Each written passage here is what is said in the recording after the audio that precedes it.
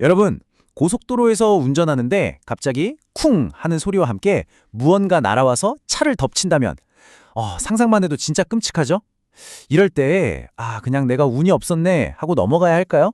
아니면 도로를 관리하는 도로공사에도 책임을 물을 수 있을까요?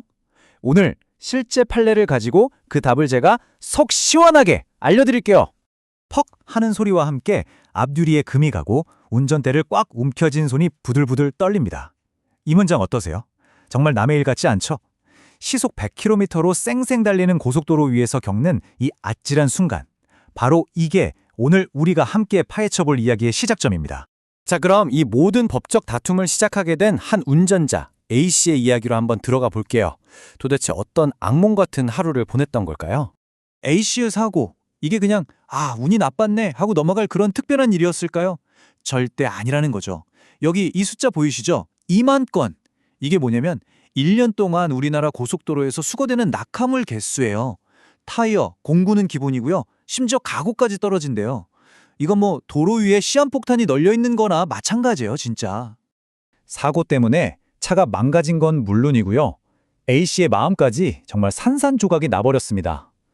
그날 이후로 운전대만 잡아도 심장이 쿵 하고 내려앉고 저 멀리 고속도로 표지판만 봐도 온몸이 그냥 굳어버리는 그런 심각한 트라우마에 시달리게 된 거예요. 아시잖아요. 차는 고치면 그만이지만 이 마음의 상처는 훨씬 더 깊고 오래가는 법이죠. 자, 이렇게 정말 억울한 상황. 근데 A씨는 여기서 그냥 주저앉지 않았습니다. 그리고 우리 모두를 위해서 이 질문을 던지기 시작하죠. 대체 이건 누구 책임이야? 하고요. 네, 바로 이 질문이 오늘 이야기의 핵심입니다.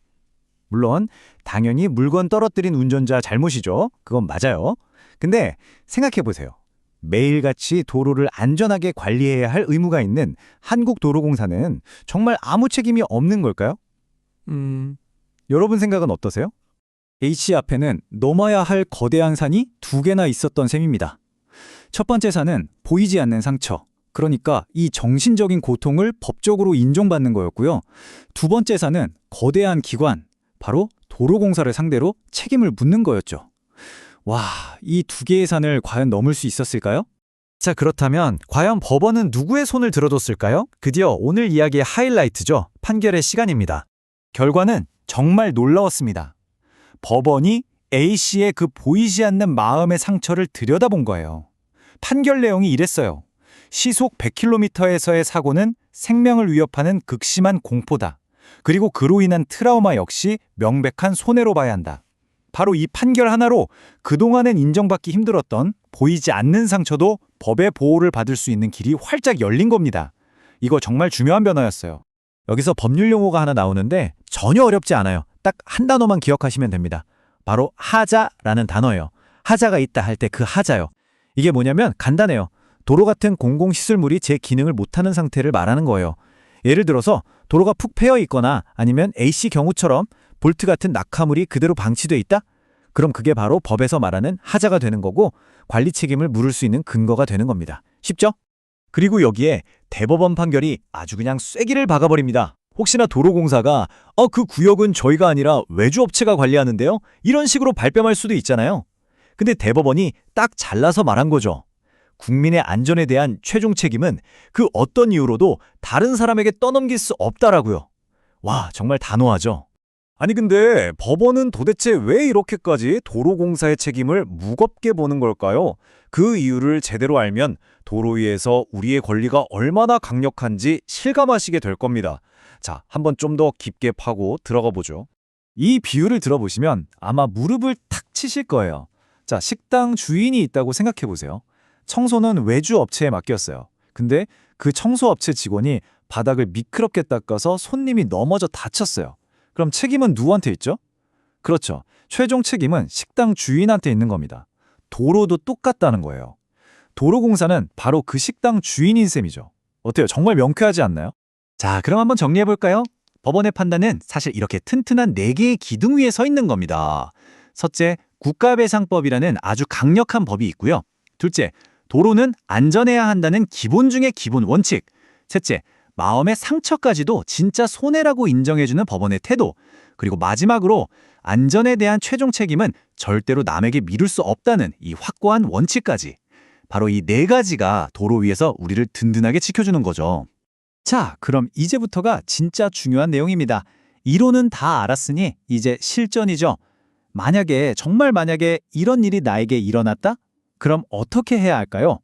당황하지 않고 내 소중한 권리를 지키는 법, 지금부터 딱 3가지만 기억하시면 됩니다. 만약 사고가 났다면 다른 거 다 잊어버려도 이 순서만큼은 꼭 지키세요. 첫째, 증거 확보. 무조건입니다. 블랙박스 영상 바로 저장하시고 스마트폰으로 현장, 내 차, 그리고 그 문제의 낙하물까지 360도로 막 찍어두세요. 둘째, 공식 신고. 경찰이랑 도로공사 콜센터. 이 2군데에 모두 전화해서 사고 접수를 딱 해놓는 겁니다. 그리고 가장 중요한 셋째. 이게 진짜 핵심인데요. 몸이 멀쩡한 것 같아도 무조건 병원에 가세요. 그리고 의사 선생님한테 꼭 이렇게 얘기해야 합니다. 사고 때문에 너무 불안하고 운전하기가 무서워요 라고요. 이 진료 기록 하나가 나중에 정신적 피해, 즉 위자료를 받을 수 있는 가장 결정적인 증거가 되거든요. 자, 그럼 구체적으로 뭘 얼마나 보상받을 수 있을까요? 일단 차량 수리비랑 병원비는 당연히 기본이고요. 그것뿐만이 아닙니다. 사고 때문에 일을 못해서 생긴 손해, 또 차 고치는 동안 탔던 렌터카 비용까지 전부 청구할 수 있어요. 그리고 제가 계속 강조하는 거 있죠. 많은 분들이 이걸 놓치시는데 내 정신적인 고통에 대한 보상, 바로 위자료까지 당당하게 요구할 수 있다는 사실 절대로 잊지 마세요. 근데 여기서 진짜 중요한 주의사항이 하나 있습니다. 바로 시간이에요. 이 모든 권리를 행사할 수 있는 기간, 그러니까 유효기간이 정해져 있거든요. 이걸 소멸시효라고 하는데 복잡하게 생각할 거 없이 2가지만 기억하세요.